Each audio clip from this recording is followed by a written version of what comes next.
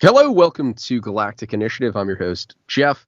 George Lucas discussion, part 3. Grand Admiral Sean still with us. Welcome, Sean. Hello, my friend. Robert graciously returning to the show. Welcome, Robert.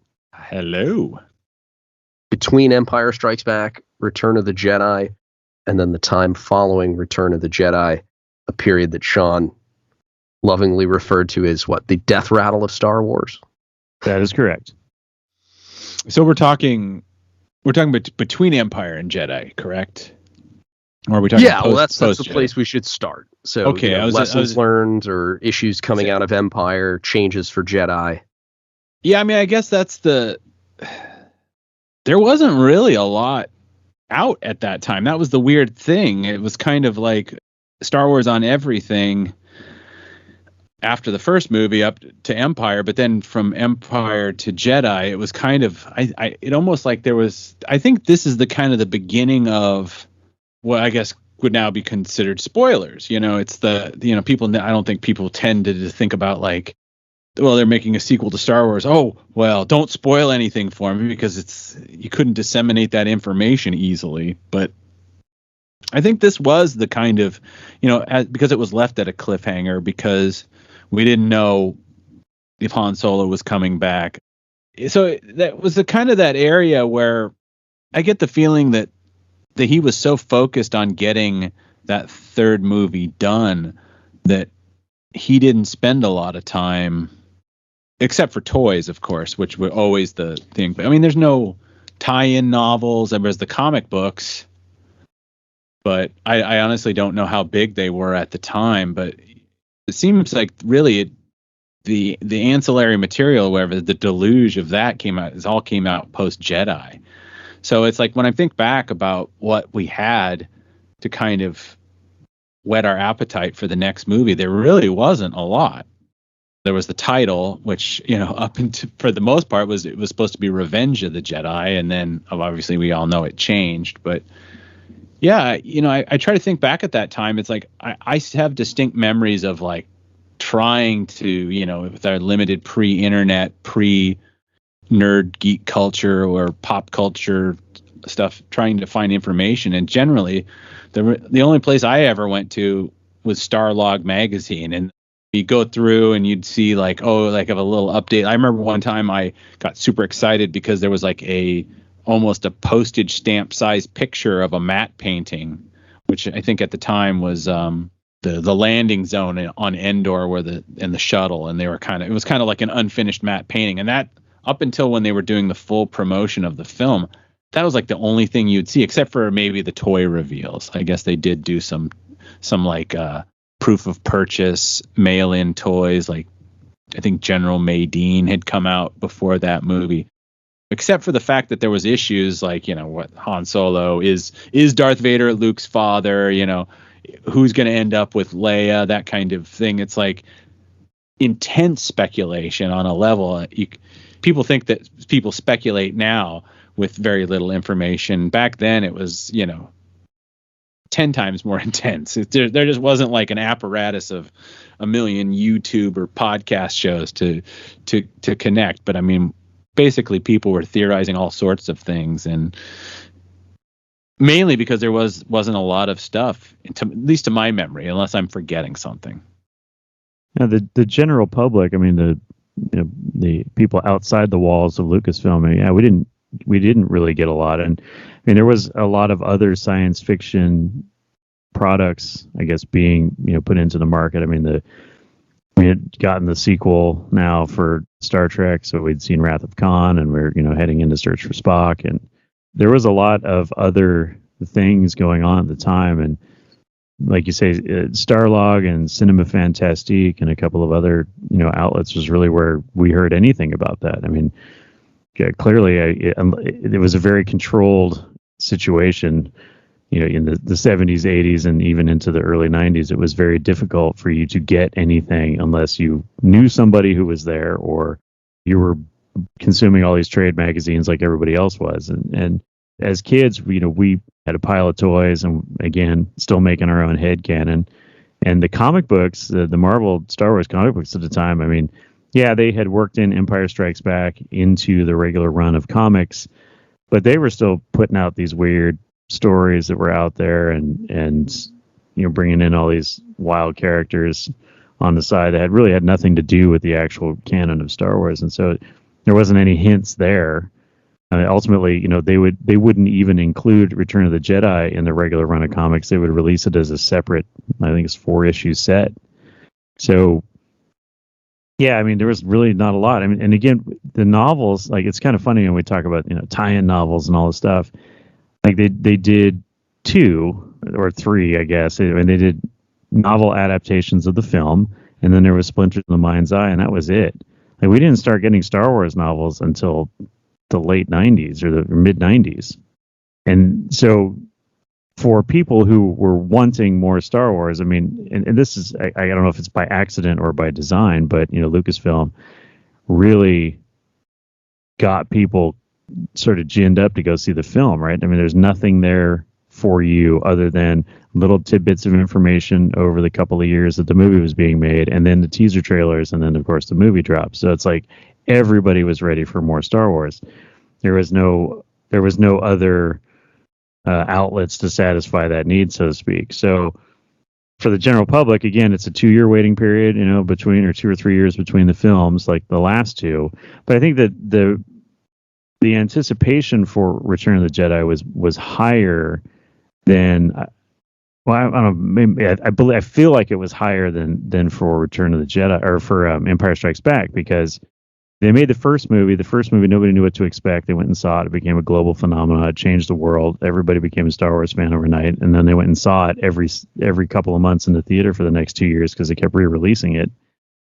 Empire came out, and everybody was like, yeah, cool, new Star Wars. And everybody was very excited for it. But the fact that it ended on a cliffhanger, and with the big reveal of Luke's parentage, it's like, I think it upped the ante in a lot of ways. That people would have been just as excited for a third Star Wars movie as they were for a second Star Wars movie. But now you have this true serial cliffhanger ending that George Lucas had talked about so much in his youth, about these, the weekly serials that kept him coming back and kept him intrigued. And now he took that fever pitch fandom around the world and just like turned it up to 11 by saying, oh, and we're going to leave you wondering about Han and Luke and Vader and all that kind of good stuff. I mean, behind the scenes, though, Lucas, I mean, there's stories about Lucas not being happy with the Empire Strikes Back production and how all that went down, and felt like he needed to come back into the fold a little bit and still have some more control.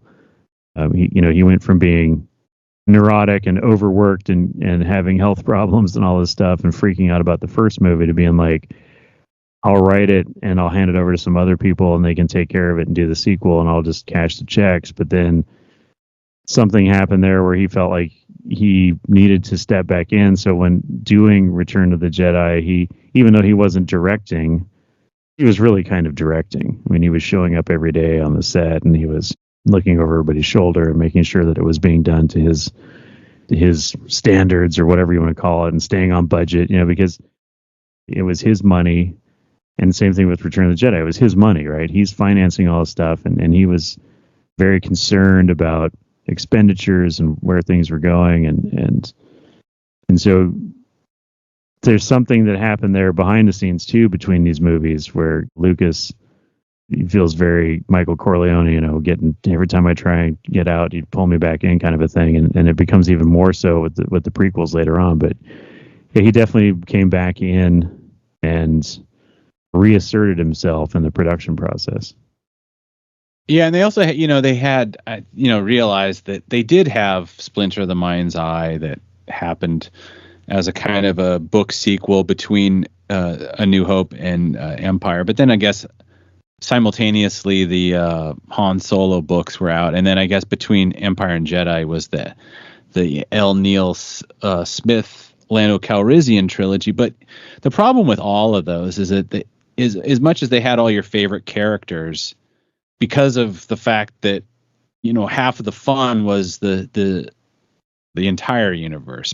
And they created these pocket universes for these books, at least in the solo ones, which were like, I guess they call it the corporate sector, where they were literally in another part of the galaxy, where I think these all took place before they had met Luke and Leia, and the Lando stuff was obviously before Cloud City. So a lot of that stuff, as much as it was a nice opportunity to try to reorientate, you get an opportunity to revisit the characters. You know, the books, you're not getting the actors, and you're not getting the full saga. I mean, that to me, that's what's different about Star Wars than anything else, the saga aspect of it, that they're grand operatic movements. And sometimes, especially in the early days when it came to these novels, they were very much viewed as kind of just one-off adventures, things to be consumed and almost kind of forget. Now, when they would say, you know, when the EU was in its full bloom in the prequel era, it was always sold of like, you know, here's a way to get a more richer, denser experience. If you want to hear about when they mentioned Cato Nemoidia in Revenge of the Sith, well, this is what was going on and whatever. But these were much more like one-off episodes with all your favorite characters. I don't even think that the novels themselves were particularly consistent, like the solo novels with themselves. I never found those to be as exciting as, say, like Splinter of the Mind's Eye, which at least you get the Empire shows up. I think they explicitly couldn't mention the Empire in the other ones. It wasn't like a full kind of Star Wars thing. You were just kind of taking a couple of the characters and taking them on a little side quest. And I never found that as appealing. So in some ways, the whole point was to whet your appetite, and it just kind of left you cold, being like, well, I don't know any more about the Empire. Luke doesn't show up in it. This doesn't feel like full Star Wars and whatever. I recall updates through the Star Wars fan club, production details of Jedi, not exactly reveals, but mostly the articles would be dipping back into what happened with The Empire Strikes Back, but then there'd be these little teasers and details and things. We're on location here, we're working with creature makeup and mechanics and designs. Of course, you already mentioned Revenge of the Jedi. There were stickers and a patch that went out through the fan club. I honestly don't remember what was happening in the Marvel comics at the time. So what were the story arcs between Empire and Jedi? Because I can't remember reading them after The Empire Strikes Back. Well, some of it was trying to find. There was a couple good runs. There was the one with Tarkin, which was kind of like their second attempt at the super laser idea, where it's like, instead of having an entire planet, let's just make the weapon. And that was this. I actually like that one. It had a lot to do with a conspiracy within the Empire, that they were getting tired of all this undue influence that Vader had, and a lot of the Moffs or admirals in the command came to resent Vader, and there was this whole thing about like they were going to try to kill Darth Vader and basically shoot him out an airlock, and this is simultaneous to like Leia with some. Gosh, it's been a while since I read these ones, but I think that she went with some commandos and kind of infiltrated this Tarkin, and obviously eventually beats it, which is funny because some of the story beats are not terribly different than the original idea that they had for Return of the Jedi, which was going to be like a two-pronged story of, instead of it being Endor, it was going to be on an infiltration of the capital Imperial City, and Leia was going to, I can't remember what it was. They were going to try to either assault the Emperor directly or destroy another super weapon. So it's kind of funny that they almost kind of, maybe they'd decided like, we're not going to go in that direction, so you can use some of these beats in the same way. But there were some fun. There was also another one where they kind of got your hopes up that they were going to be able to find Han Solo before the movie, and like Lando had kind of taken over the Han Solo role. I think there was other bounty hunters, and then there was kind of a fake out with they were chasing like a carbonite block, and it turned out it was another bounty hunter. So I do remember actually that run of the pre-Jedi, post-Empire run of those comics actually being much better compared to the Marvel ones, where they really did try to keep it consistent. I mean, there was some kind of cheesy things, like there was a kind of a takeoff of John Carter of Mars, where Princess Leia had ended up on a planet of giants that were red-skinned giants. And then there was another one which was kind of like a one-off, where it might even have been the same episode, where Leia, kind of like the Defiant ones, where they were trapped in a peril together with a stormtrooper that had actually been a resident of Alderaan, and they had that in common. So there were some really good. I mean, obviously they couldn't really resolve anything, but for me personally, that I think that's much more than the books. Those short little 5-issue runs of things were very, very much what I was kind of using to satisfy my hunger for Star Wars stories. Yeah, those Marvel years. So between Empire and Return of the Jedi, the betrayal or killing of Vader or whatever, like that whole subplot, there was some weird stuff in there. Like there was a few. One of the last issues before the Return of the Jedi story arc was put out in comics was they returned to Hoth. There's a short story arc about Princess Leia and Alderaan. It's like called Last Gift from Alderaan or whatever. And it's little things like that. And it does. They finally laid off the Luke and Leia making out in the comic stuff because Empire had happened. But yeah, they focused on Lando for a minute. There was a couple of things about Bespin and going back to Bespin, and then there was a couple of issues where they focused on the bounty hunters. So we had a return of Boba Fett and Dengar and Bossk and all those guys, and their interactions with Leia and a few other characters. And yeah, I mean, it was all these little short story things, but nothing really tying in again to the larger saga. But I mean, it was still the place where we went to get all of our main characters, right? There's, Luke's in there and Leia and Han and everything, but there was a little bit of Han in there, but I don't know if it's supposed to be told as a independent story or if it's some kind of. I mean, I'd have to go back and read, but he does appear in some of these comics, so I don't know if it's flashbacks or if it's just acknowledged as a different storyline or whatnot. And I think that maybe the editorial decision to exclude Return of the Jedi from the regular comic run. So if you look at the way the comics were originally published, there's like, I think it's like 107 or something, or 106 of them, 107. And in that run, the first 6 comics or 5 comics is A New Hope. And then later on in I think it's like the late 30s, early 40s, there's a 4-issue arc, which is Empire Strikes Back.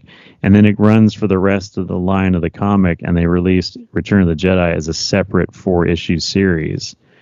And so I don't know if it's just them finally acknowledging that like all this weird stuff we've been doing in the comics, just really, we can't square that circle. We can't make it work with the larger saga. So we'll do a comic adaptation because we're the comic provider of Star Wars here at Marvel, but we can't make it work anymore, or we can't make it fit in. Because after you get past that and you get into the later issues, it gets really kind of out there. Some of the story arcs that they have are just kind of, everybody seems to not be working together as a team in a way. Like Leia's always going off on adventures, Han's off on his own thing, Luke's doing his own thing. Lando has a whole series where he's pretending that he's been killed and he's coming back as this other guy, but it's like clearly Lando in a white wig, like that kind of stuff. And I just don't know if the ideal or the idea at Marvel was to try and expand the universe in a way. I think it was more of just like, hey, we're going to run these stories and it's going to have your friends in it and it'll feel Star Wars-y, but we're waiting for Lucasfilm to give us another sack of toys to play with, kind of in a way. It's disjointed and disconnected. So it was fun to read, like in the moment as a kid during that era. Yes, it's Star Wars coming at you, but like Robert said about some of those novels, and I had totally forgotten about the Solo and the Lando trilogies of paperback novels that came out.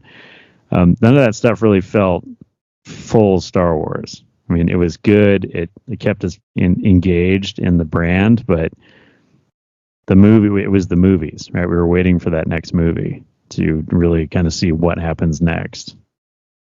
Yeah, personally for George, the years between The Empire Strikes Back and Return of the Jedi, his marriage will fall apart. And ultimately, he ends up in a divorce with Marcia the year that Jedi comes out, 1983. So what do you know about their decline and split? From anecdotal stuff in books, I think it's a matter of, I don't know what the inner workings of their marriage was, but I knew that this is the most intense creative time in George Lucas's career, where he's like very hands-on, and he kind of laments in an interview that, Marcia wants me to take more vacations, and we're going to take a month of vacations a year, but apparently that didn't happen. This idea of getting a major production science fiction film with dozens of pre-CGI stuff in it, and my point is that they can whip out a Star Wars movie in a year now, but it took 3 years to get between films, because that's literally how long it took to make them. And I think it was a very even if he isn't directing them, it's a pretty intense production. And she had a career and was quite an acclaimed editor in her own right. And I don't know if she was getting the kind of work that either she was changing her perspectives about this. I know that they wanted to have a family. I don't really know what year they started adopting children, but it was very soon before the end of their marriage.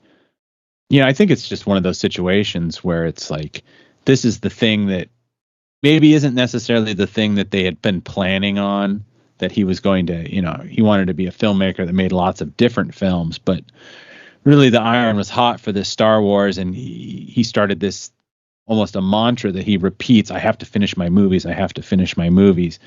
And, I've never heard the word obsession brought up when it comes to Lucas, because I don't know if that's necessarily the level, but it was like definitely a thing where he wasn't going to acquiesce control. It wasn't like a thing where it's like, well, he gave up a little bit of, not creative control in the strictest sense, but on Empire, I think it was a bit more of like, well, what I want, so now do the things that I want while I work on these other things. And again, because of it being his own money and him not necessarily, some of the things that are the things that people love the most about Empire may have been the things that he was a little annoyed with, or, not so much that he wanted to change it like in a special edition, but I think he felt a little bit like that there was a bit more improv going on than he was comfortable with in his films. So when it came time for him to finish his trilogy, I think he had decided to be much more hands-on about this in a producer's role. And so he kind of went back to the now he's not stuck behind the camera. He can get his fingers in all the pies. From Star Wars to Jedi documentary that was like one of the old VHS things, there's a thing of him going over maquettes of Jabba and all these different ones and approving and getting very into the minutia, like, let's go back to the drawing board. So I mean, I can imagine that these are still the days that test footage has to go to a lab, has to go back, has to be viewed. It is not being sent on an iPad or a phone or a laptop at home. So if he's working on this film, he's in the production office working. And I can't imagine for a person in their mid 30s, a time when a lot of a lot of couples would have already started having families, that there wouldn't be some kind of conflict in the idea of how much time he's spending on these movies. But again, I honestly don't know the nuts and the bolts of their relationship at the time. Yeah, I don't have obviously a lot of insight into it because George doesn't call me. But I could see though how, I mean, we have seen through in the later years through some of the interviews and documentaries and whatnot. I mean, and like Robert said, through the Empire to Jedi situation there, Lucas, when he does throw himself into something, it's 100%. There is no let up. There is no slowing down. There is no taking a break.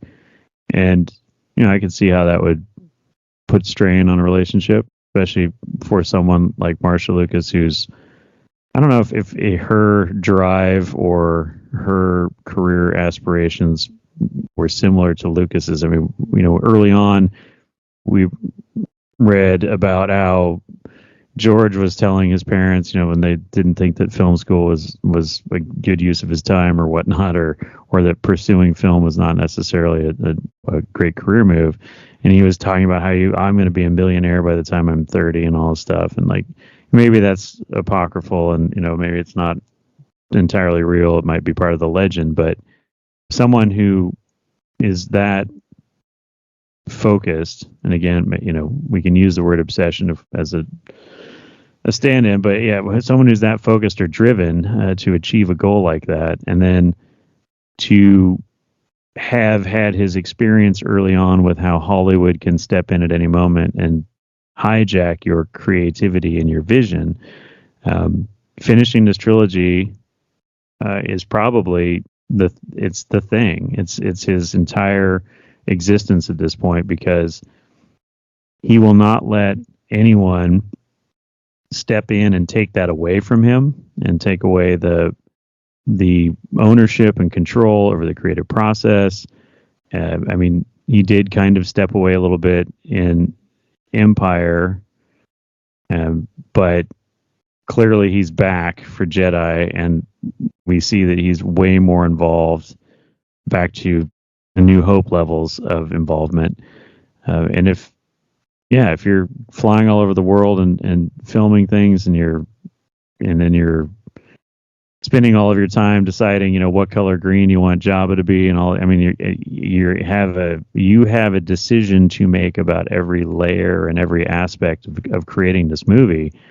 There's not enough hours in a day for that. And you can't just say, okay, guys, we're going to stop filming for a couple of weeks because I got to take the wife to Hawaii or whatever. I think that probably Lucas, the stuff comes from a good place, right? I can finish this trilogy.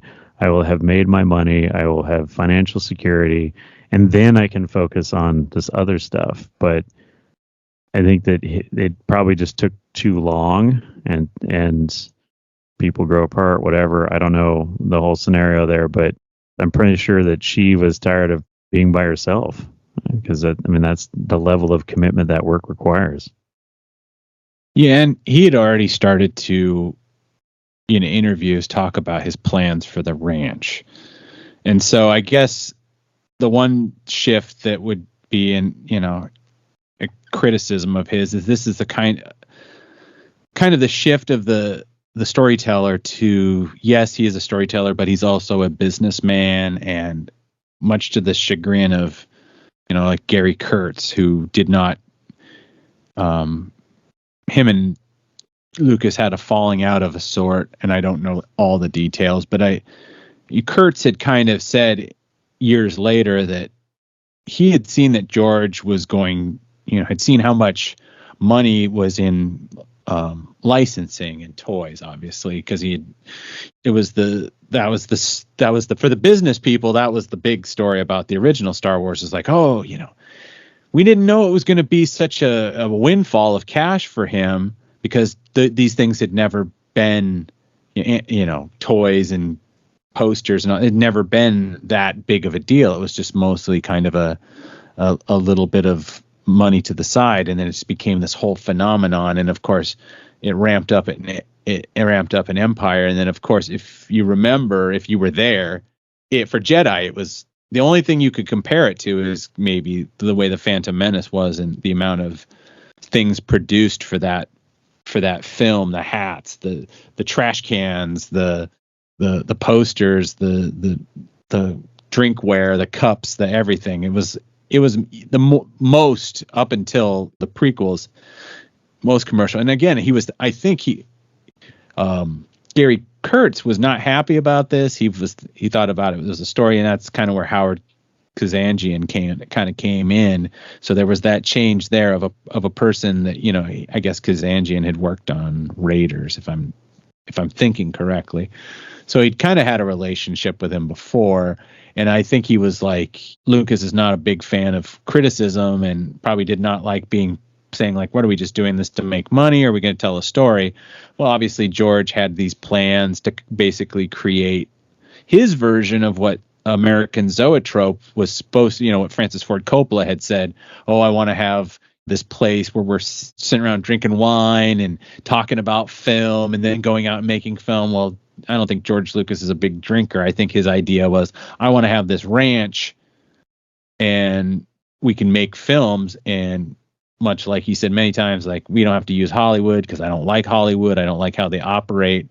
Therefore, people that are like-minded will pay to come and work at my ranch and use the top technology. And it's about the quality. It's about the sound. It's about the picture. But to build that ranch, it's also got to be about the lunch boxes and the toys and the licensees. And so it's that kind of dichotomy. It's like, for him to be able to achieve the dream of having a place where he could produce high quality on his own terms, he had to he had to dip his toes very deeply into the crass commercialism of that. Although I've never really heard any remorse from that, like that he's like, oh, I had to hold my nose and do it. I think he's always I think on some level he enjoys that aspect of it and doesn't see it as a cheapening of his vision. Although I would say that some of his peers may have said, that he kind of gave up some of the uniqueness and the specialness of Star Wars in order to kind of milk it for a few more bucks, to build his ranch. So, you could debate that forever, but as I see him, it's that kind of like the ebb and the flow of like, if I just do this, then again, he will be, because he was set, like I think we said on our last thing, it's like after American Graffiti came out, he was pretty much set for life for that in a modest sense, in a 1975 way. But then Star Wars changed it all, and then it really escalated his dreams and his what he wanted. So it's that thing of like, yeah, he could have, if it was just money, he probably could have finished up his trilogy and kind of went on and had modest goals. But I think it was really, he was wanting to maybe kind of be his own version of a Walt Disney. Well, his commitment to finishing the trilogy and developing the ranch and getting involved in all these different aspects of filmmaking, learning and applying everything that's happening for ILM and so on and so forth, the various interests of the ranch. It's the year after Empire comes out, the couple adopts a child, Manda Lucas. She actually goes on to become an MMA fighter. 2 years later, divorced, and in the same year that they're divorced, Marcia remarries Tom Rodriguez, who is stained glass artist but also production manager at Skywalker Ranch, who just happened to start at the ranch in 1980, and 83 is the year of the divorce. It's also the year that he marries Marcia. Looking at this from George Lucas's perspective and not defending him in any way, the stories that are told indicate that he was always a bit insecure in the relationship, that he'd married out of his league, and he is so driven by his work.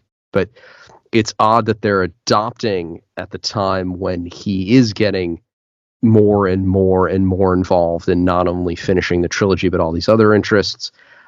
You wonder about the conversations and the emotional toll that took. You adopt a child, and two years later, you're divorced. Was that an attempt to try to save the relationship and maybe try to get George to honor the commitment to slow down? But instead, he's speeding up. And then, of course, the emotional pain that would come to him from his ex-wife marrying in the same year.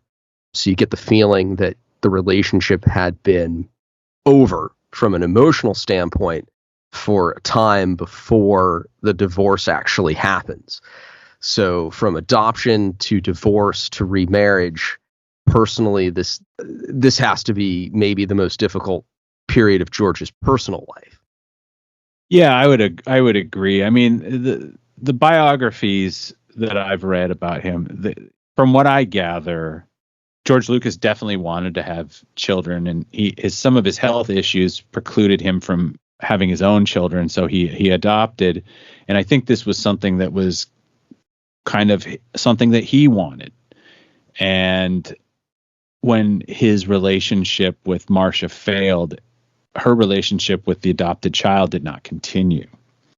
And I don't know if that means that because there could be two ways to look at it. And again, I don't know the inner workings of a marriage that ended when I was, 10 years old, of people I've never met. But let me speculate on your show. There was some talk that he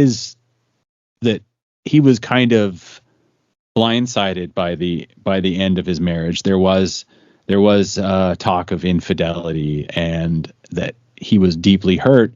And some of the, she was definitely, because they were married in California and the legal statutes of marriage, it's like at least to my understanding of it, is that, you split it down the middle. So she was essentially, at the same time that he was dreaming of this ranch, he was on the hook for giving half of his entire net worth to his soon-to-be ex-wife. Now, you can debate how much of her skill and support and whatnot actually contributed to the ability for him to make that money. And it's one of those cases that you can really look at and go to the letter of like, well, guess what? Without her, he probably wouldn't have been there. So 50% of that is probably fair. I don't know. But there has been some like rumor mill talk. And, when I used to go in the early days of the internet and trying to collect as much information, that there was a kind of a unfortunate situation that Marcia may have been because of the way their marriage ended. She had kind of gotten blacklisted by George, in the sense that if you want to do business with George Lucas, ILM, Pixar, THX, any of these things, you didn't employ Marcia Lucas. The accusation was that essentially George's anger over the end of the marriage killed her career kind of prematurely.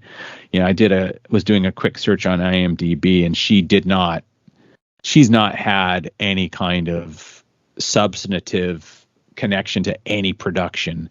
Mostly it's like thank yous or interviews, or she provided financial support to us, like maybe a small independent student film.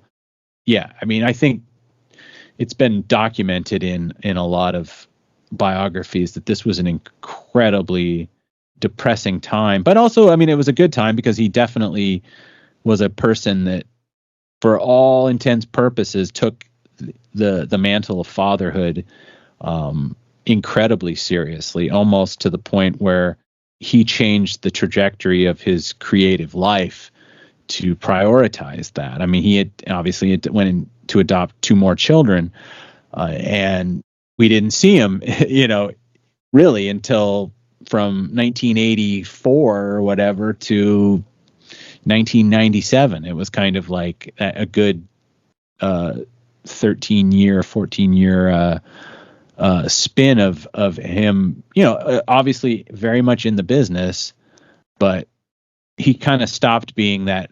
In retrospect, if I'm thinking about like, a lot of the press that he did around the early 80s and stuff, he was kind of getting into this almost guru type of thing, because a lot of people were very impressed with a lot of the Zen wisdom of Yoda, and he's the writer, so they are thinking like, well, maybe this is something. And he would start to talk a lot about he got much more explicit about his adoption of the hero's journey, or the hero with 1,000 faces.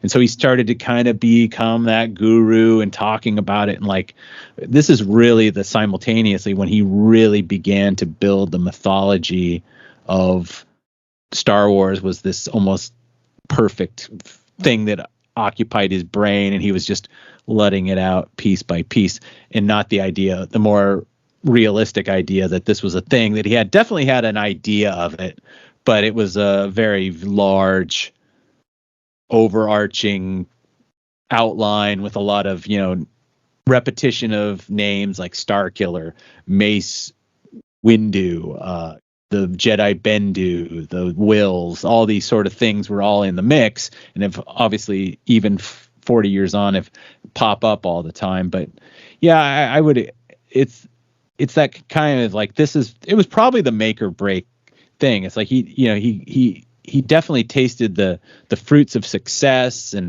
but then he wasn't, his own personal life was kind of in a situation of defeat. So it had to have created some kind of strange dichotomy of, where did he want to go with this next? Did he want to take a quick break and then do a couple more Star Wars movies? Or when he was ending Jedi, he had been pretty fine. And I think these were the days when it's obvious that, his personal life was changing, and he wasn't talking about that, but he was speaking much more like, this is the end. We're not going to do any more of this. Again, I'm going to go do my small personal films, blah, blah, blah. But yeah, it had a definite finality to that time of like, well, what's he going to do next? And he was never explicit about that. It was just a lot of these kind of like big, personal, experimental. He wasn't doing the whole like, I'm not gonna show them to people. That came later, but there was this kind of idea that like he was almost like, well, the next thing I'm gonna do, you're not gonna like, kind of attitude, which I don't know if that meant he was just like trying to maybe take the heat off of him for a couple years till he actually figured out what he wanted to do, and then later on he decided to become this business magnate. But yeah, it was I would say that was for a pretty quiet, stoic looking guy. He must have felt like he was being pulled in like 50 different directions in all aspects: creative, personal, financial. It would be really interesting if he ever became a chatty person about these things to find out what was going on in his head during these years. Well, that definitely sets up kind of what happens next with Star Wars in a way. I mean, because we have a few things show up in the marketplace with the Droids cartoon and the Ewoks cartoon, and then the two made-for-TV movies about Endor. He was done personally with Star Wars in a way. He got to that point, he finished Return of the Jedi. Like Robert said, he kind of takes that moment and he stops, he reassesses, he decides to pull away from some of these things, focus on maybe developing the back business, but also being family oriented. So we get these kind of weird entries into the Star Wars universe with the cartoons and with I call them the after school specials, but the made for TV movies.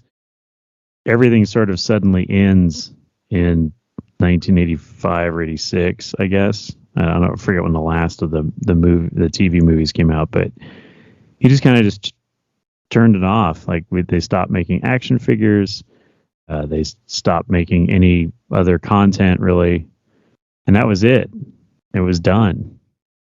I don't know. I feel like he had an opportunity there where he's setting up his business appropriately, right? He's building this empire of all these different business units that can provide services in Hollywood that are being, not necessarily autonomous, but they're kind of self-run. He checks in on them, ILM and other things that are now working as independent business units that are contracting with studios to do work. So he's getting these revenue.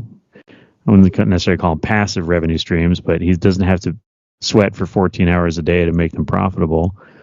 So he's built that up, and he never really has that same success with Star Wars, right? He could have, he handed stuff off to people and said, yeah, go make a thing that's Star Wars that makes us money.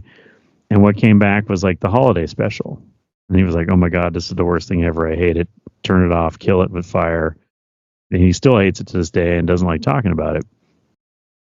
But he could have, as part of that establishment of the Lucas Ranch, Skywalker Ranch thing, whatever, and this whole Lucas Holdings situation, there were plenty of people who were running these things, and I don't know if he just really ever felt fully comfortable handing Star Wars over to somebody, or if the people that he has trusted to take care of it in his absence just never really lived up to the promise, or never returned value for that trust, and so he just shut it off.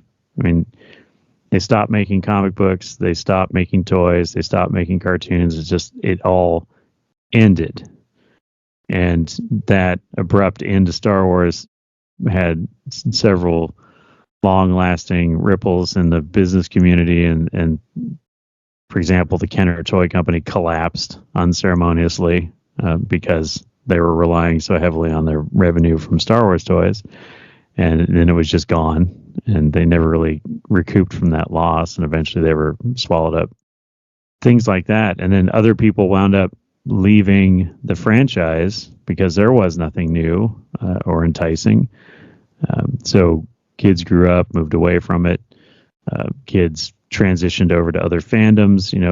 Like G.I. Joe is now becoming a huge thing. So for young kids who were Star Wars fans, there was no more Star Wars, but there was G.I. Joe and Transformers and He-Man and all this other stuff going on. So it's like instead of continuing or trying to maintain the saga and all the stuff that goes with it, maybe for good or for bad, maybe we would have gotten to a point much sooner than we are now with split fandoms and people being angry about product and what's going on with the stories and the characters and all that stuff. But yeah, it's a very interesting kind of point where he leaves that, turns it off, and goes off and he does do other things. But he tells us in interviews, as Robert mentioned, that he wants to go become this experimental filmmaker, and that he's going to do things for himself now, and he never really does that. He goes and hangs out with his buddies. He goes and hangs out with Spielberg, and they do a couple more indie films, and there's other stuff. And his old friends from film school, who have all now started to achieve extreme levels of success and notoriety in Hollywood, Coppola and Spielberg and Scorsese and him and, all these people. And it's like, now they've become sort of the founding fathers of Hollywood in a way. They have this little pantheon of greatness, and they go and have lunch every couple of weeks and talk about stuff. And Francis has opened his winery, and it's like they all kind of got there. They all kind of hit their thing. Maybe they hit it in different ways, but he keeps telling us this story about what he wants to do, but it's never happened. And as we know, he comes back to Star Wars 15 years later or something like that, and we start this process over again in a much more refined and corporate way. Well, the Corporation of Lucas way. Yeah, it's very strange. I don't know if the personal life, and then like Robert said, the whole fatherhood thing and all that stuff, he just said, I just need to turn it off and do something else. But he was clearly still working a lot, because if you look at the other things that he was working on with his various companies and brands and whatnot, he was still making those things expand and grow and be profitable in Hollywood, and then the building out of the ranch and turning it into the Alterna Hollywood, for lack of a better phrase, where independent people could come for the low price of whatever and pay Lucas, but they could do their work there and be free of studio meddling. So I guess, that's kind of became his underlying, raison d'etre or whatever, is to provide a space where people could, stay outside of the studio system and not experience the trauma that he had as a young filmmaker. So the quality suffers. The original trilogy comes to an end, and there's a decision made somewhere between 84 and 85 to shut things down. And then time passes, and we move into the mid to late 1990s, and Lucas will recommit to Star Wars, and he will write the prequel trilogy. I confess, with Star Wars movies not being produced, this is the low point for my fandom. Until some interesting video games start coming out in the mid-90s, I'm basically tuning Star Wars out. I'm going to other things that are competing for my attention. Of course, it always has this place in my heart, but I'm not following it as closely. What, if anything, meaningful takes place for Lucas, personally, professionally, in those years between, say, 85 and the decision to make the prequels? A lot of it, he would say that those were the years he became, he was being a father. And that's great, but there was this aspect of Lucas the businessman, and the advancement of technologies that he didn't invent these technologies, but he invested in them heavily and offered problems in order to the artists that created these technologies in order to solve. It's like he gave these people an incredible story to flesh out, that if we were just doing plane crash of the week movies or Rambo type stuff, that it wouldn't necessarily need the level of artistry. So, because again, he owned obviously ILM, and then the big thing about the ILM is that Wrath of Khan, Return of the Jedi, and then young Sherlock Holmes, which was the first three movies that really embraced 3D computer generated animation. Now these each had, it was the Genesis effect in Wrath of Khan, it was the display of the Death Star plans in Return of the Jedi, and it was the stained glass hallucination from young Sherlock Holmes. Is kind of like that up until then we get into Jurassic Park, but up until then, those are the three major uses of CGI in a film, and he owned the company that made those, and he was providing money for that, and kind of taking a back seat, which again, like you were saying, it's kind of the low period. I remember being kind of going, not to make this about me, but I remember at that time kind of almost being a little bit like, I'm kind of glad that this is the last Star Wars movie, not because I didn't like Star Wars or was getting sick of it, but this feels like a natural way to end this. It's like once of course, when the movie happened, you're like, it felt pretty definitive. Yes, you could go, oh, I really want to see what happens to Luke, what happens to Leia and Han, but a lot of that stuff was just kind of like cream on the top. It wasn't the main thing, the thing that really pushed forward, which made these movies so compelling. It's like you didn't really need to know what happened to any of these people. They lived happily ever after.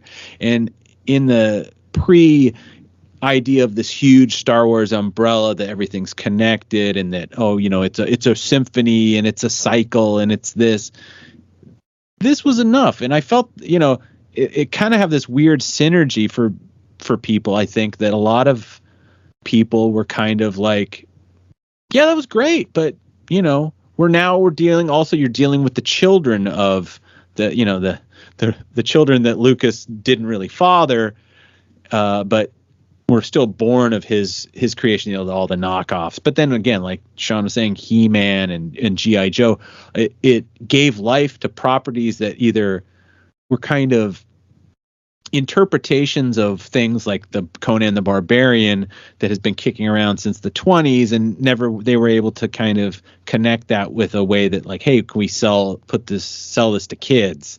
So He-Man was a bit of that. G.I. Joe had been around obviously for a long time, but then Transformers, and again, for better or worse, this was such a furtive time to be into this kind of entertainment, which it was obviously was quickly becoming the predominant pop culture for kids and, what do they say, adults of all ages. And again, you could still be into it, but and still go, I'm getting, I hate to say this, I'm getting a little tired of this Star Wars thing. And I always chalk that up to the idea that, being in 83, in 84, how much Return of the Jedi memorabilia was out there. And it was a situation where there was notepads and there was toothbrushes and I think that's the era that the C-3PO, the very awkward tape dispenser, came out of. And, even though I'd love one now, at the time, that would not have cut the mustard with me. So, yeah, but at the same time, Star Wars is kind of going into the proverbial vault in some regards. He's doing his personal things. Maybe he's being creative, but not in the way that we would view that thrust of what got Lucas up in the morning. But maybe that's the thing, the idea. He was making an incredible amount of money investing in the beginnings of Lucas Arts software. He wanted to get into education. He wanted to get into CGI. Obviously, people all know that he started the company Pixar, which he ended up selling to Steve Jobs, and then Steve Jobs sold to Disney and whatnot. But your average normie person, when people weren't as dialed into the day and date of like movie development and whose fingers are in whose pies, that whole kind of aspect of the understanding of Hollywood really didn't come into being and for another 20 years or so. He likes to say like, I really wasn't doing much, but he definitely kept, I think he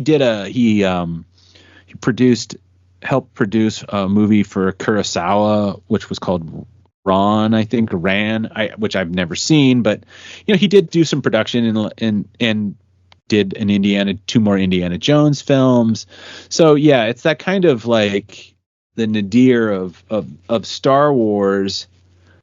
But I think like Sean was kind of talking about, if they had just kind of powered through and tried to squeeze maybe a movie or two or another trilogy out, they really could have been running into these problems of a level of fatigue that could have maybe destroyed the view of Star Wars forever. It's that idea of continuing to, I really don't think George was thinking a lot about Star Wars during that time. He probably thought to himself that essentially that was just going to be the bedrock on which his career was built, and that he really probably wouldn't need to revisit it. But again, people tell stories. Mark Hamill tells stories about making Return of the Jedi and basically him going like, hey, do you want to come back when you're 60 and play an old Luke Skywalker? So, maybe he always wanted to do it, and maybe he was just really smart about realizing that the thing that Disney's not smart of is like, maybe this thing needs to be special. Maybe it needs to be crafted. Maybe it needs to be put in the proverbial vault for a few years. Definitely that era of the early Timothy Zahn books, which I was not aware of immediately. I do remember Dark Horse had done the Dark Empire, which I guess I forget which the order that was, because the stories kind of conflict with each other. But that was it was like I said, from about a good 10 years, Star Wars was generally something that maybe once every couple of years I would go, when I was at the video store, I would rent the trilogy and it'd be like, oh, we're going to watch the Star Wars movies this weekend. And you'd be like, oh, isn't that great? And you return them and you wouldn't think about it anymore. It wasn't like, oh man, I wonder if they made a book, or I wonder if thing. It was that thing of like, there was so much out there. There's so many things fighting for your attention, for your dollar, that in a lot of ways, even if it wasn't intentional, it was kind of smart of Lucas to put this stuff, to take time to get his business affairs in order, probably start building his portfolio back up, be a father, do whatever it is that George does, that kind of thing. And in some regards, it probably saved Star Wars by keeping it special for a lot longer than it would have been if he had kind of by 89 or something had called up the original cast and said, "Hey, let's do another couple of these." I don't even know if it would have been able to have been done. I mean, some of these people were having the best part of their career at that time, but so I guess it's a good thing that he took this, I don't want to say time off, but basically he kind of put Star Wars on a very back burner and attended to a lot of other things. It feels like this is another one of those happy accidents for Lucas. By taking the time away from Star Wars, he's not doing it explicitly to take time away from Star Wars. He's taking time away from Star Wars so he can focus on his other business ventures. And it winds up helping Star Wars in a way, because we didn't get saturated with a bunch of crap that could have potentially happened if, like Robert mentioned, if the Star Wars franchise was allowed to be run like any other Hollywood franchise where they're trying to squeeze ever tighter, more, blood from the turnip and try and make every last penny out of it. If that had happened, we probably would not have any more current or modern Star Wars. But he was involved in the Ron project. That was, again, 80-something, 87. And you really should see it if you haven't. It's an adaptation of King Lear done in feudal Japan. And it's again, a beautiful movie. It's fantastic. Very well done. But somewhere around 1990, everything changed. The granting of the license of Star Wars to Dark Horse Comics. And they published their first comics in 1991. Timothy Zahn's Heir to the Empire also came out in 1991.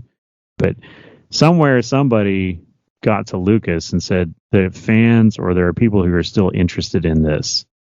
I don't know if the granting of these licenses to the comic book company and then to starting these novelizations of the Star Wars characters, I don't know if that's him saying, well, okay, we'll test your theory, but we're going to do very low cost, high reward scenarios through print media.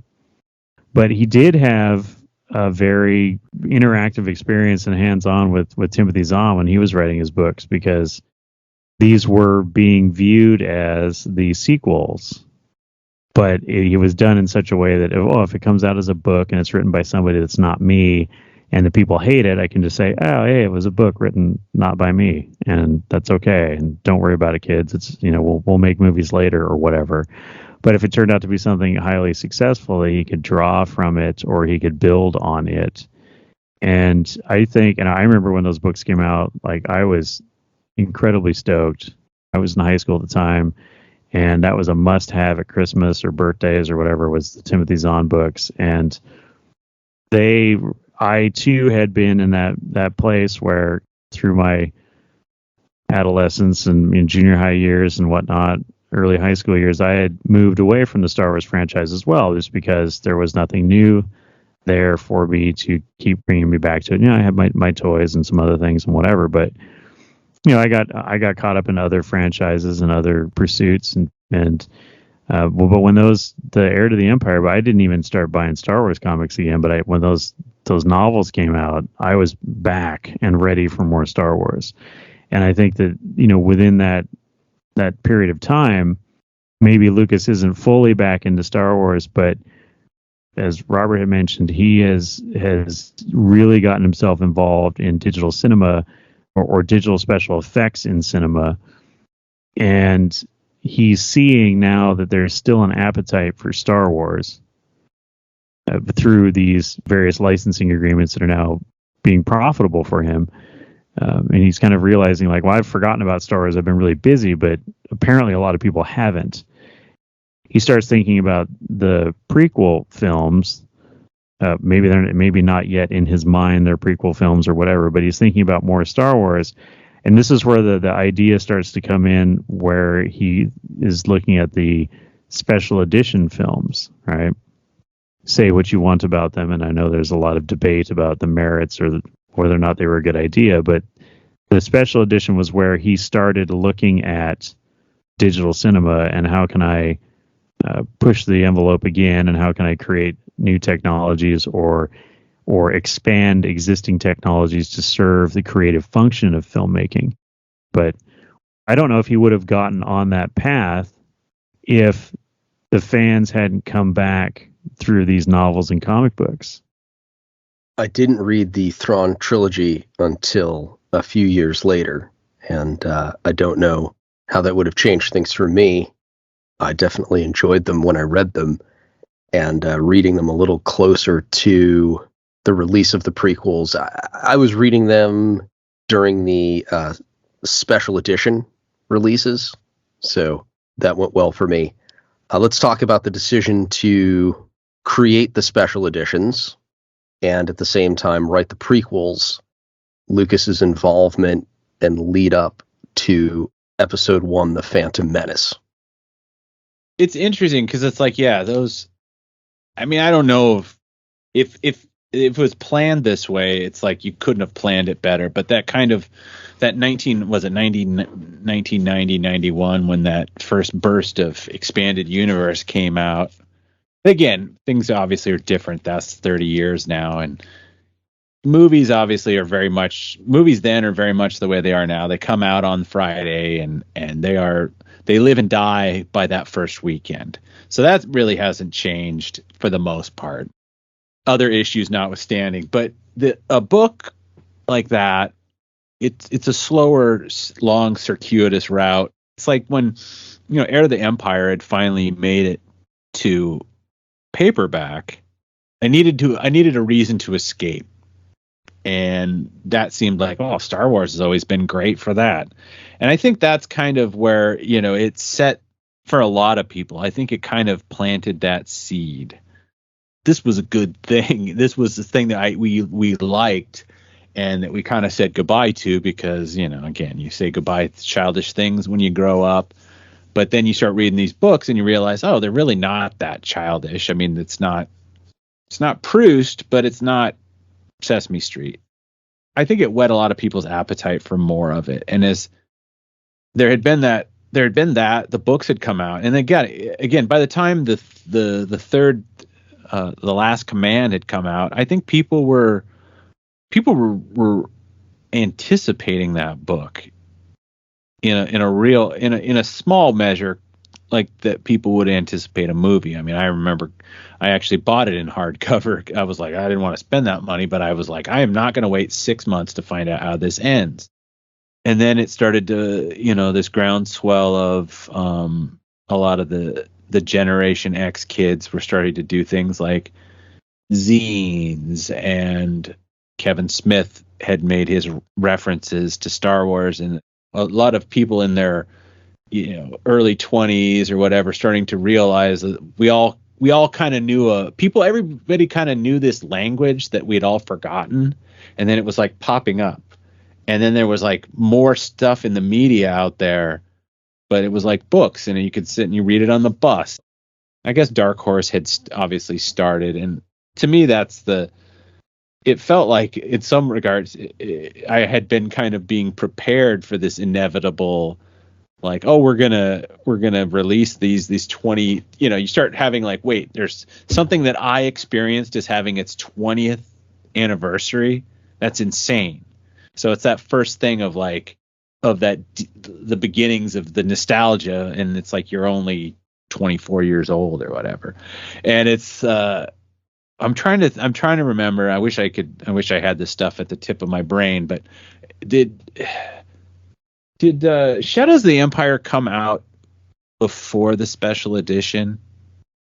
Yes, 1996. Yeah. Okay, so yeah, that's the thing, and I feel like that's the thing. The books were like the proof is in the pudding that the people wanted this, and then he launched this idea of like, well, let's do a multimedia thing. And then of course there's the X-Wing PC games, but I couldn't afford a PC at the time, so it was that kind of thing. But you could see him, like you could see a Nintendo 64 playing Shadows of the Empire, and it's like, and there was Super Nintendo. I mean, that's another thing. It's like those Super Nintendo games, even though that they don't really barrel, they only have a maybe, they're very arcade-ish, and they don't there's no storytelling elements, and a lot of it doesn't follow the movie. Just the idea of like sound effects and being able to see things expanded on a way, and they were exciting enough. And so my point is it was just building like this. It wasn't like necessarily minting new fans.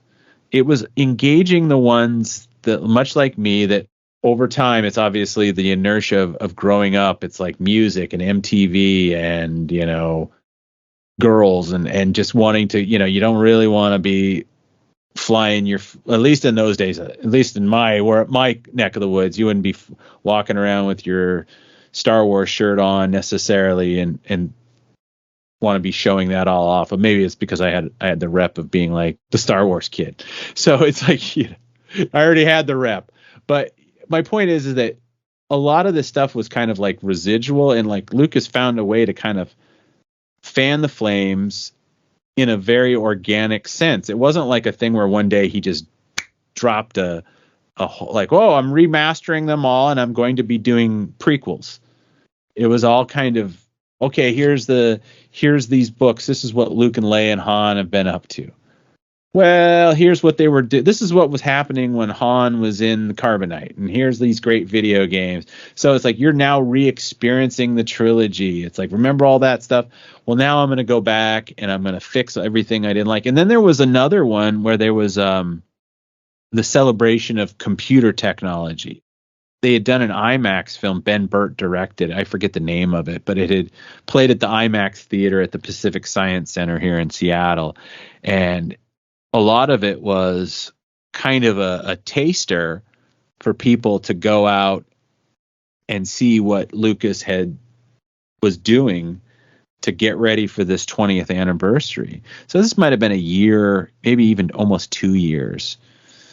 And you got to see, one thing was, at the time I didn't quite understand it, but they had actually recreated the initial, the Star Destroyer and the blockade runner. They'd actually redid the entire shot, had been recreated using CGI or something like that, CGI scan models. And so they showed that. And then they went to a desert and showed, oh, you know, we're out in the middle of nowhere with a couple of guys in stormtrooper outfits. And see, that was the first time that, you know, you had seen, there's something about those costumes, about those iconic, because there wasn't really cosplaying. I don't think the 501st was even around at that time, so people weren't cosplaying.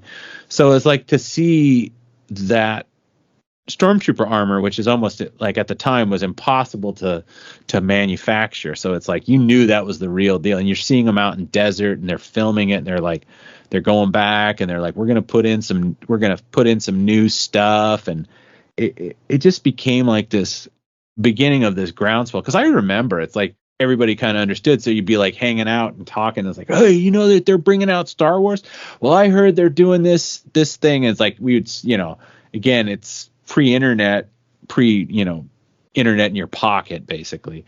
So it was like a lot of rampant speculation. I heard he's doing this, and I heard that, you know, they're gonna do they're adding all this extra stuff, and, you know, and it really did kind of, it wasn't the same obviously as 1977 as that phenomenon, but it was approaching that, because it's like they had kind of either whether intentional or it was just a byproduct, they had kind of rebuilt people's interest in it.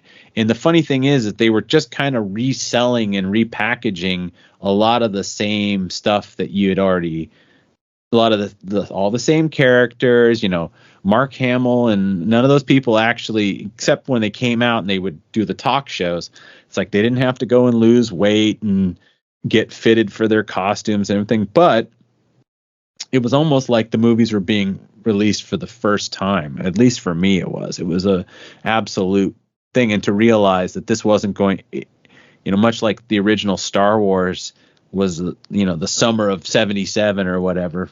And I didn't get to experience it because I was a little too young for this, being able to just go multiple times.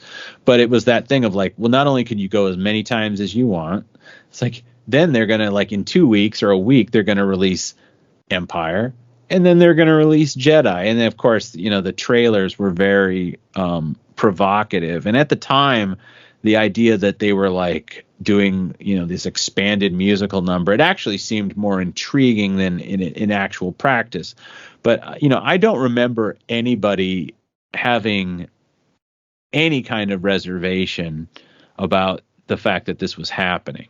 It seemed very in line with what Lucas had always kind of said, again, back to Star Wars to Jedi. If you ever have opportunity to watch that online, it's, he laments some of the issues about that he was kind of stuck with, and that if he ever got the chance, he would fix them. So it all seemed very normal. It's like, George kind of went into the vault, and we all kind of grew up and went to school, went to college or whatever, or finishing high school. And now it's kind of like, hey, look, we're going to take this summer and we're going to kind of reflect on how great Star Wars is. And then just to hear the idea that, yeah, I'm going to do these prequels, it was just like, wow, this is better than I ever thought it could be. There's Star Wars toys in stores. There's Star Wars comics on the comics racks. There's Star Wars video games that make those horrible Atari games that I begged my mother to buy seem like a joke. And maybe I have a little money in my pocket this time because I have a job or whatever. In some regards, that time for me was almost better than the late 70s and the 80s, because it was kind of like you got to experience it. There was a lot more people to talk about it. And it was also this thing of like the beginnings of the internet, where you could go on the internet and you could start finding people that were like, oh, geez, it's not just the guy that I work with. It's these weirdos on the internet. And not only are they reading the books, but they're writing the story. So it's like that kind of thing where it's like, I don't know what Lucas's attitude was, if he had any kind of situation where he's like, well, what if they don't remember me, or if he even cared about that sort of thing. But I just think that was like the best time for Star Wars for me. It was all of that, for sure. You felt more present for the phenomena of the re-release of the original trilogy as the special editions. And then, of course, the announcement that we were going to get new cinematic Star Wars was definitely, it was a very heady time. And then the fact that we were now connecting as a global fandom through the internet. Like you say, it wasn't just you and your three weirdo buddies, in a neighborhood playing with your action figures anymore. It was like, hey, there's a lot of us, and we're all very interested in this, and we can connect. It was a very interesting kind of experience being a part of something that you actually cared about, that was experiencing its 20th anniversary. That's pretty crazy. You sit down at the theater, it's packed. Everybody's, not an empty seat. And when they get the Lucasfilm logo, everybody starts cheering. And part of it was the spectacle of seeing it in the theater. We hadn't been in a theater to see a Star Wars film since 1984 or 83. And I don't think that, and not unlike the prequel films, I think that, when we all went and saw them, we were all extremely excited and happy about them. And the fact that we could experience them in fairly rapid succession, I don't think there was that reaction to the changes that were made. And I know that fan community has a lot to say about the changes. And I don't think that Lucas pulled anything over on us, because he had mentioned, as Robert said in several interviews in the past, he had some reservations or some regrets about Star Wars that were simply, due to the technology of the age. But I think where Lucas really put his foot in his mouth with all that was that when he went before Congress and was arguing against the colorization of black and white films and making, loud public pronouncements about, once the movie leaves the editing bay and goes to the movie house, that it's now part of the public's ownership, and how it's, that's the final cut, and that there is no longer any right to change or alter an artist's vision. And then, he goes and does it, the whole Han and Greedo situation, and then some other stuff, whatever. People can like it or hate it, whatever. I'm not here to necessarily debate that. But in the moment, though, I don't think anybody cared about that. Like, I'll tell you right now that the theaters that I went to, where everybody was cheering the Lucasfilm logo and the 20th Century Fox fanfare and all that, it was like, they didn't, that wasn't an issue. It wasn't until upon many viewings, people started to kind of sour on it. Same thing with when Phantom Menace came out. But it was a great time, a very heady time for nerds. I could do a whole thing about what I don't like about the special editions, and to this day, it's like I find it crazy that in a world where I can, I have 5 different cuts of Blade Runner and 3 cuts of Apocalypse Now and 2 cuts of The Exorcist or whatever, that I can't come with a high quality version of the original trilogy. I will never understand that. But if you have a combination of you're achieving your goals and you're making money, then that's a worthy pursuit. And I guess that's maybe, some people talk about like the confidence to go out and do something like that. And I don't necessarily think that came from people going, "Oh, George, you're a genius."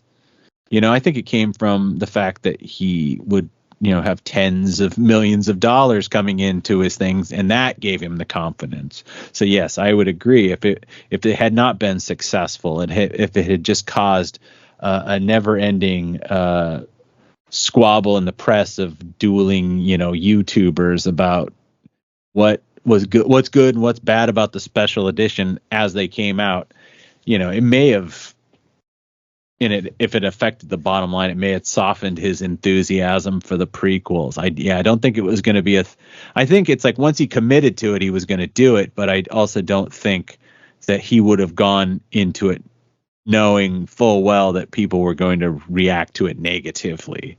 And the only one quick aside I wanted to say is that time of that perfect time in the 90s, the thing that I got that really was important to me almost as much as the books, and you guys did a great job recently on another episode about your take on the radio dramas, that those came out on, I had never heard them when they originally came out, and then NPR had started in the fall of 91, I think, or 92, they were doing the radio dramas at night on NPR. And then at that Christmas, they released them on cassette and CD.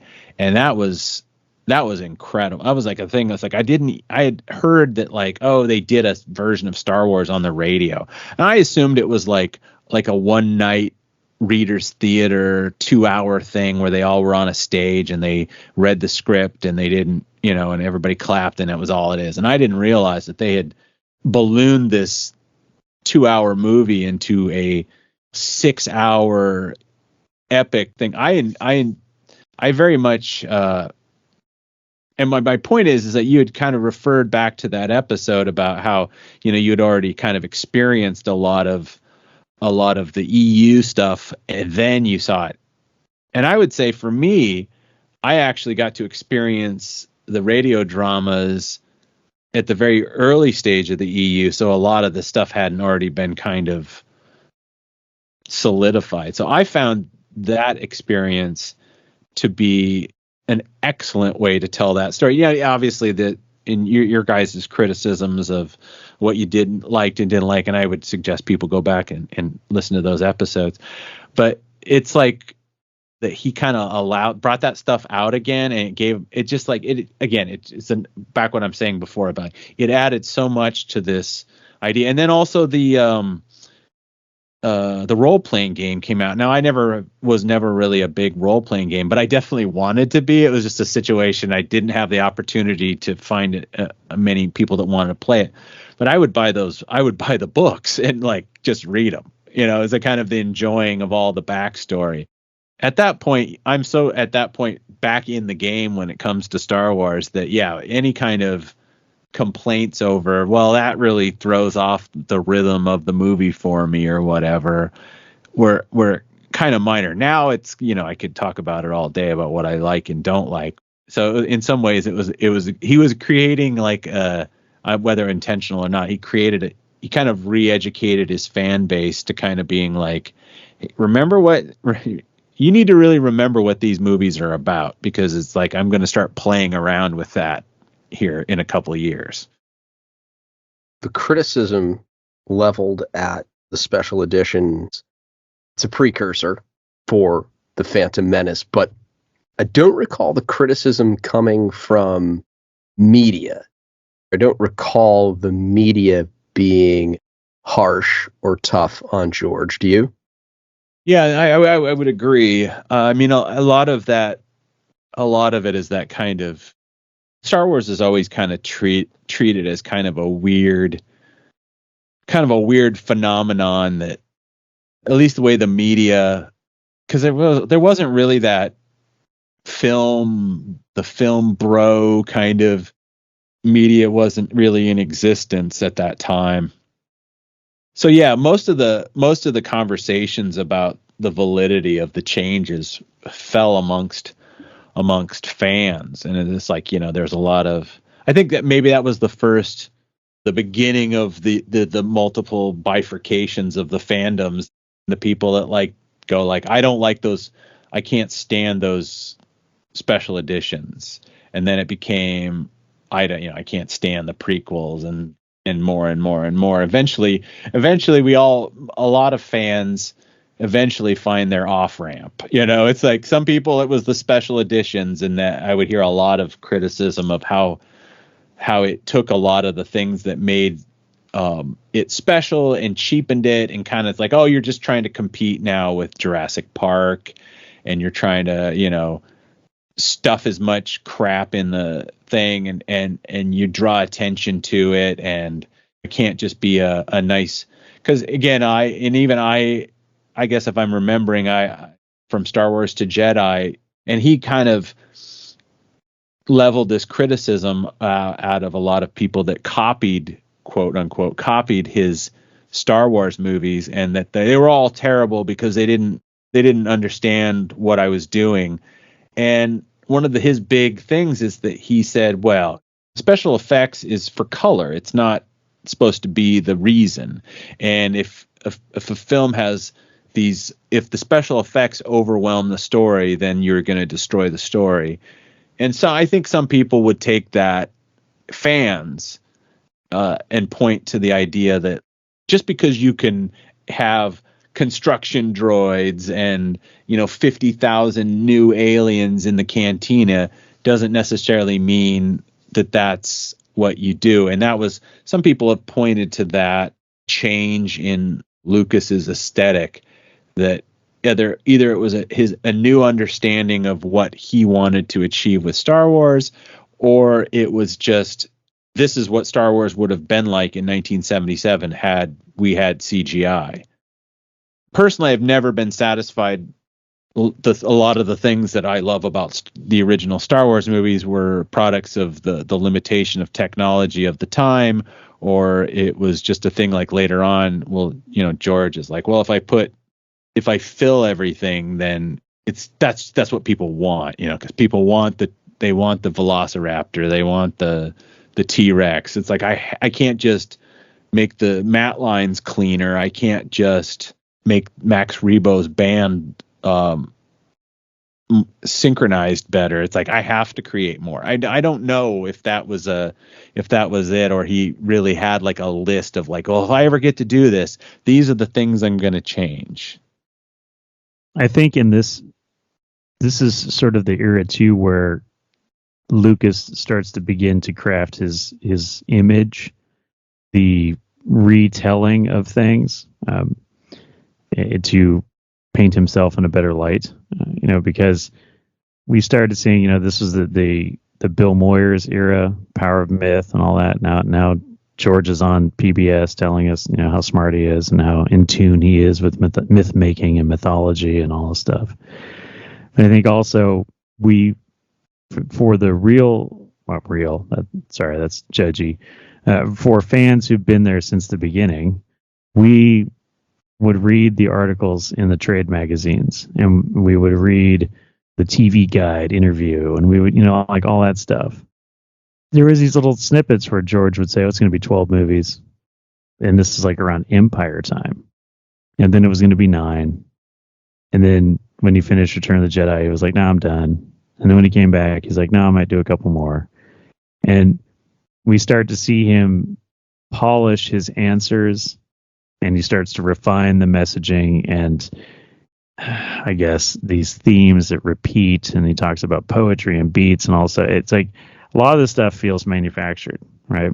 He started off with no real roadmap for Star Wars, other than he wanted to do something like Buck Rogers. Actually, he wanted to do Buck Rogers and couldn't, so he wanted to do something like it. And it turns into this thing. And then he's like, I can use this to make money and to expand my creative whatever in Hollywood, my footprint.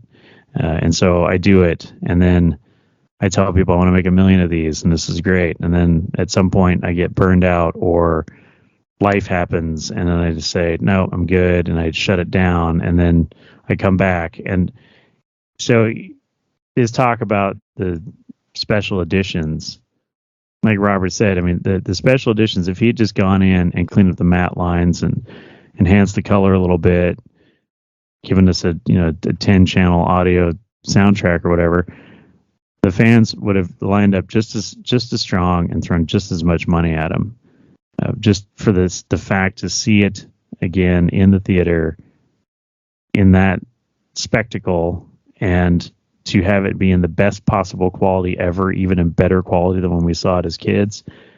But he started screwing around with it. And on one hand, we get interviews from him where he says, well, this is, what I've always wanted to do, and this is always my vision, right? But I just couldn't do it in 77. But then on the other hand, you start hearing him give these interviews about how this is where I was practicing, trying out new technologies and seeing, could we do on film in such a way the things that we were planning on doing in the prequels? You get more of the self-contradictory Lucas.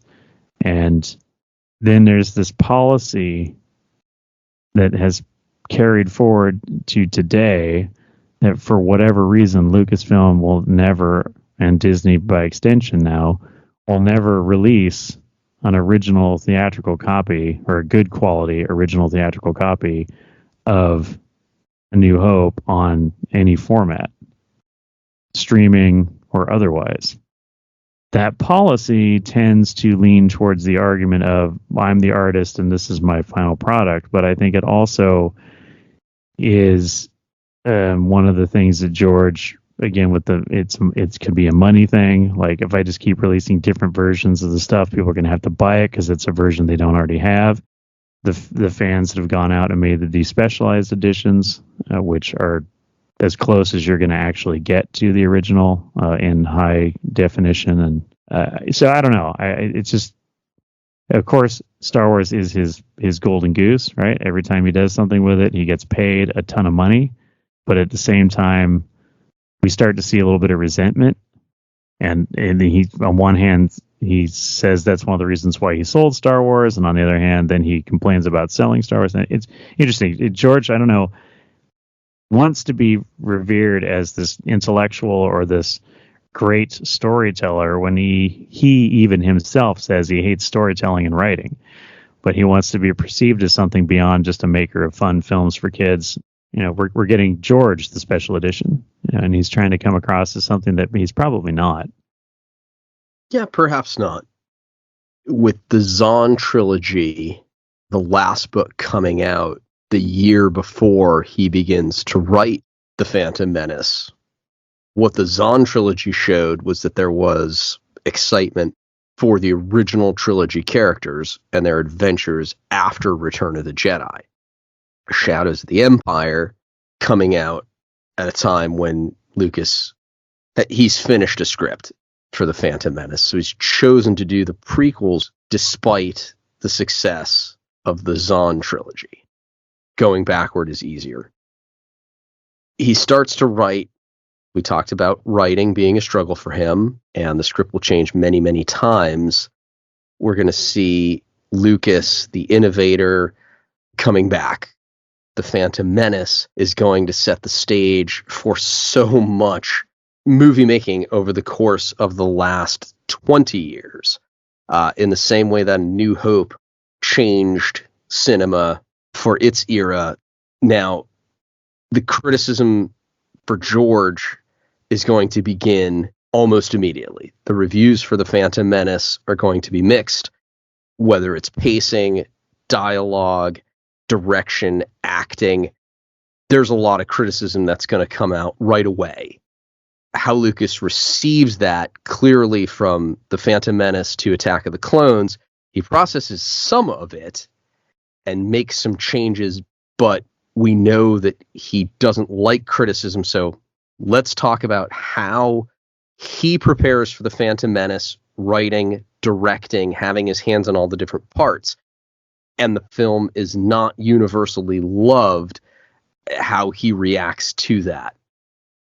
I don't remember necessarily when these movies were current that you were getting a bunch of complaints from Lucas, saying like, nobody appreciates my movies or something like that. It's a lot of speculation. And I guess the only thing I would say that he's kind of referred to is the reminder that his target audience for that movie was children, which, I don't know how many children were like, Mommy, please take me to the movie that talks a lot about taxation and trade routes. But the story of the 10-year-old child that was like a racer and freed himself, but not his mother. It's that thing of like, I think there's an aspect of it that I think he realizes, because it's even if you watch like the beginning on the Phantom Menace Blu-ray or DVD, he kind of admits during a rough assembly, like when they sit in their screening room, it's like, I might have gone too far. It's just a little confusing.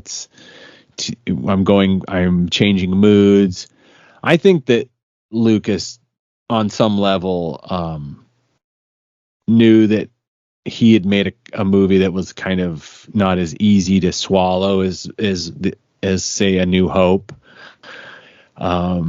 He tried to be. He kind of thought that maybe it's because of a lot of the good energy he was getting from fans about being very engaged in this quick succession release material of games and some of the Zone Trilogy, and that he were like, well, I still got it kind of attitude. And so if I still have it and my impulses are telling me to do this, then as long as I stick with my impulses, it'll all work out for the best. And you could actually argue that that's probably the correct thing. It's just because I'm not denying the criticisms of the Phantom Menace, but if you're a particular artist that has a particular perspective about what entices you about a story, and that isn't necessarily what the average person wants to engage with, is that a problem when again, maybe he's a little high on his own supply of as a storyteller, but his conception of himself as a storyteller, you guys had all this faith in me. Where is your faith now when I kind of want to go in a little different direction?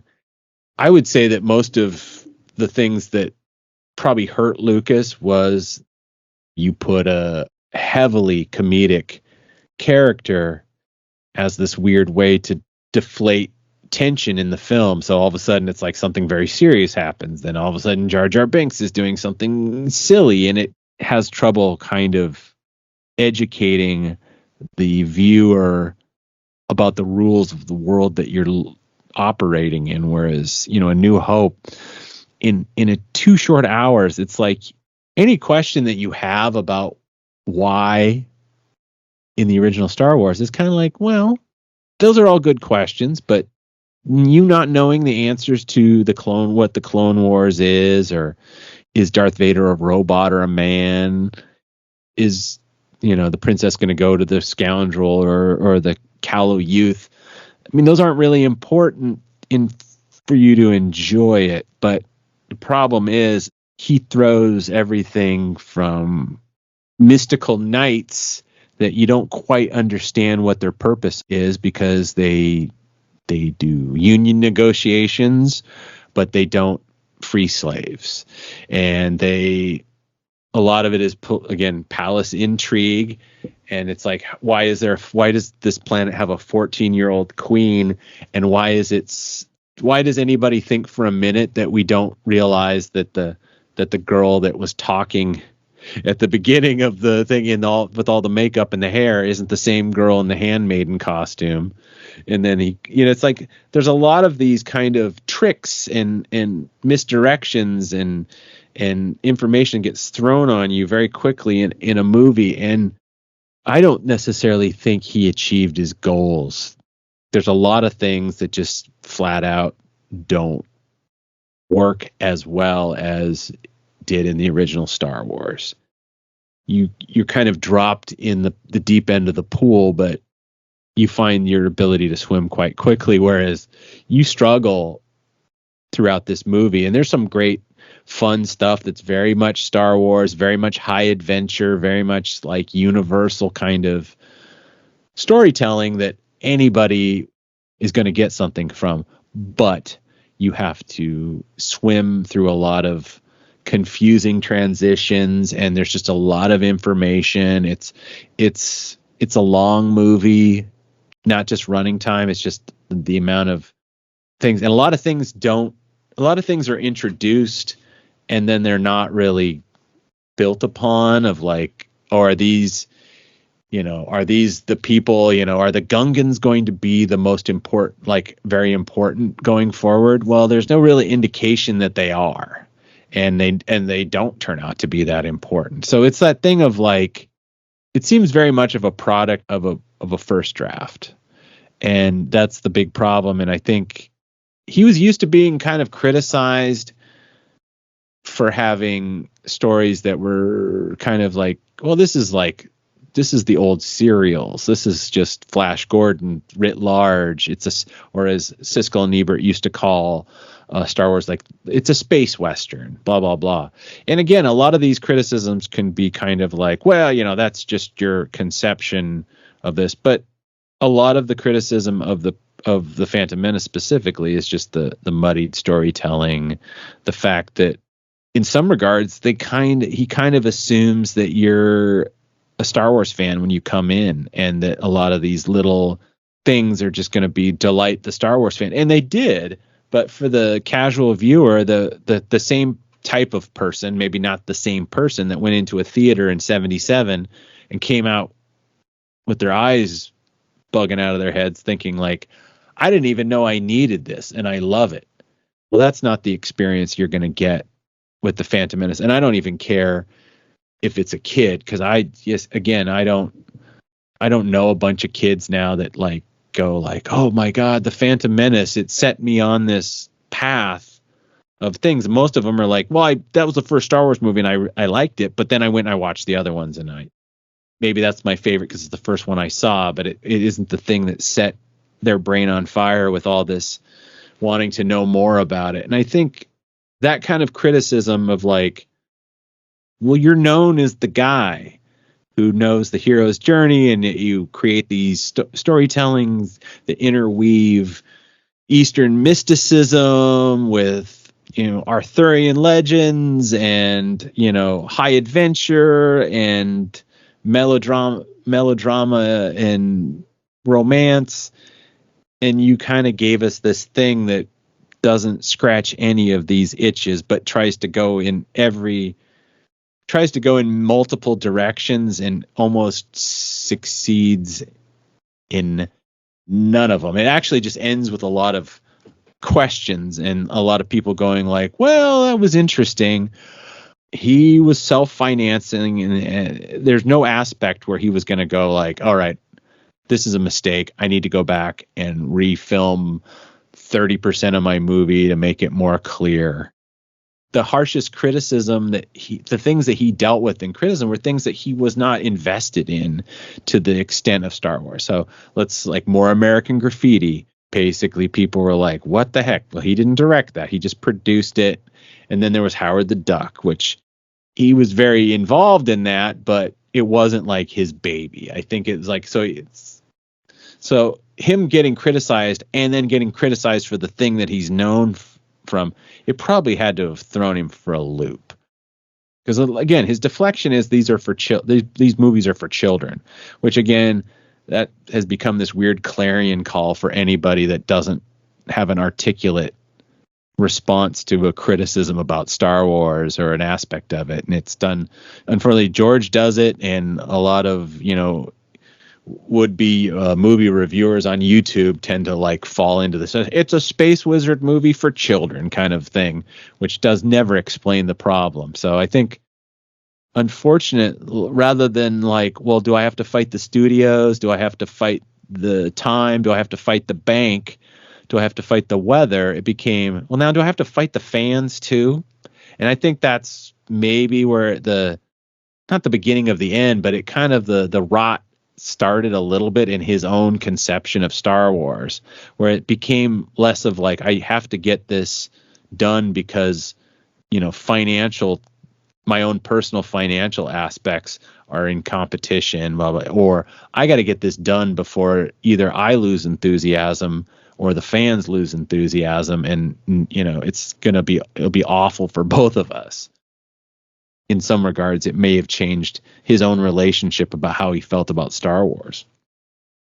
Lucas spent his entire life trying to achieve autonomy from Hollywood. And, we talked about in earlier episodes about how, Lucas understands the importance of a minute of film. And so when he's doing his work and as an artist and as, someone who has a vision, when those moments are taken away, he put them in there specifically for something. And to have them taken away without his permission or without so much of a discussion with him about why it was being done, it really framed his entire perspective going forward on the creative process. Like his whole goal was to become something separate from the process of studio filmmaking. He is a lesson, or he is an example of, the be careful what you wish for kind of scenario.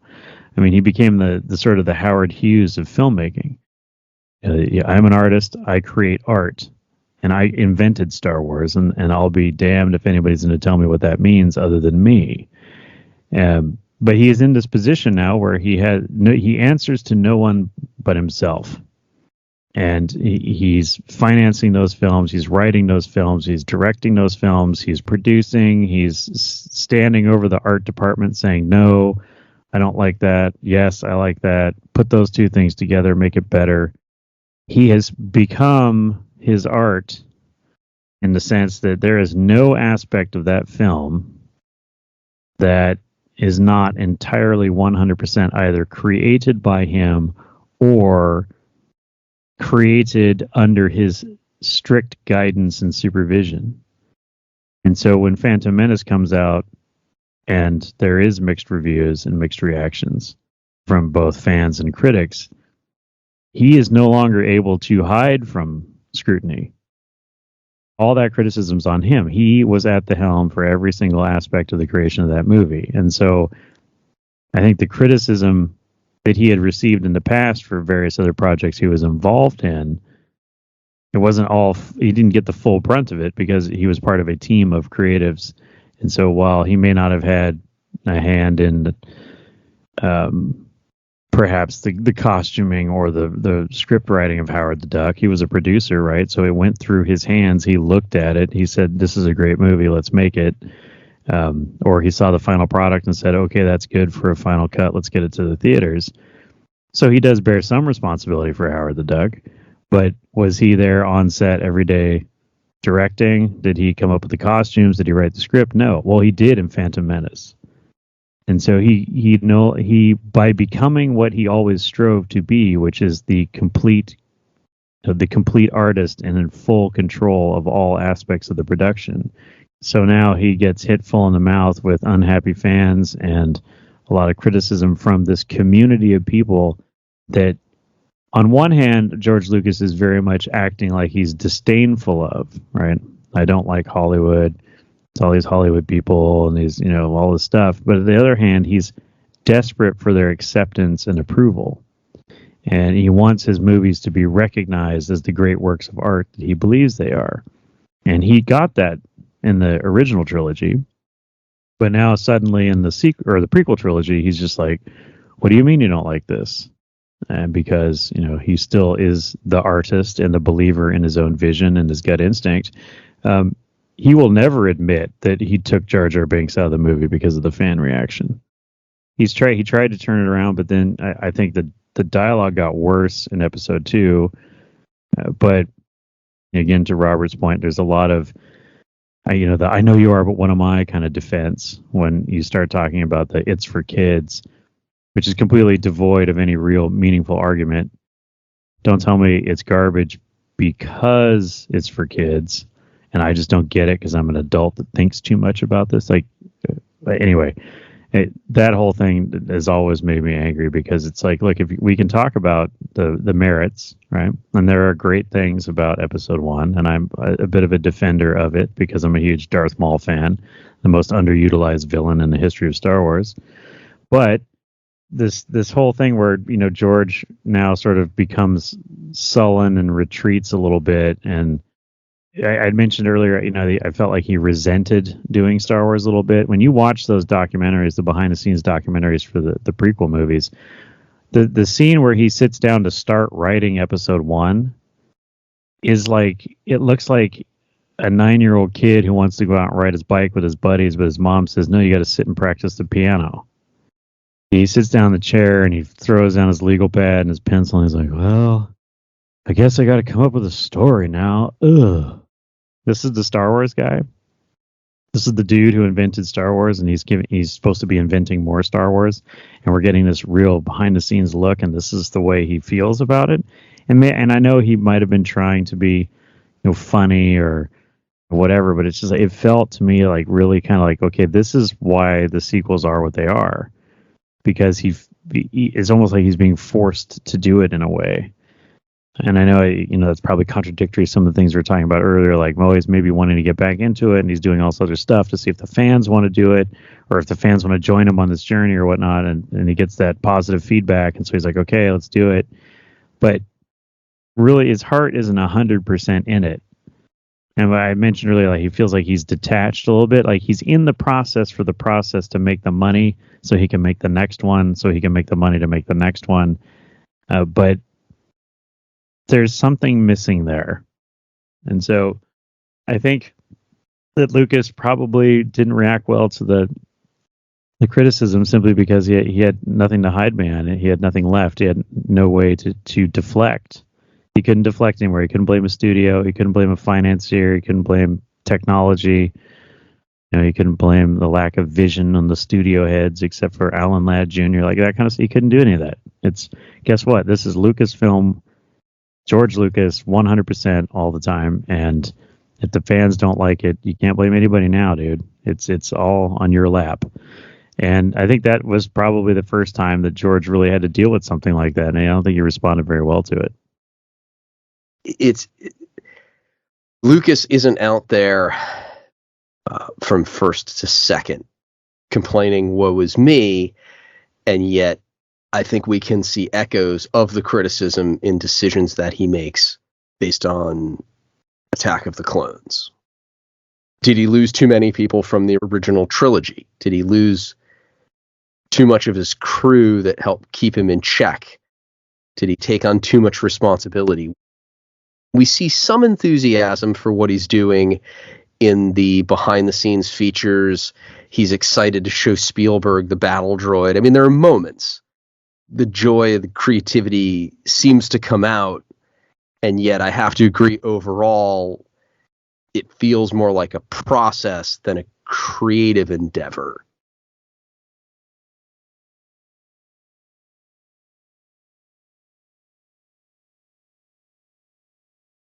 Galactic Initiative is not authorized or endorsed by Lucasfilm Limited. The name Star Wars and all related materials are registered trademarks of Lucasfilm Limited, a subsidiary of the Walt Disney Company, all rights reserved. Galactic Initiative is a registered trademark, and other product and company names are trademarks of their respective holders. Use does not imply affiliation or endorsement.